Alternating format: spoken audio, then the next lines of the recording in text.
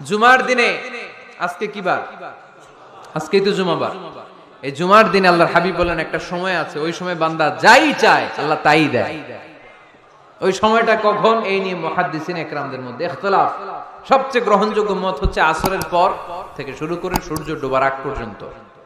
ওই মুহূর্তে দোয়া করবেন, এই সময়গুলো নোট করে রাখবেন, এই সময় চাইলেই আল্লাহ দিয়ে দেয়।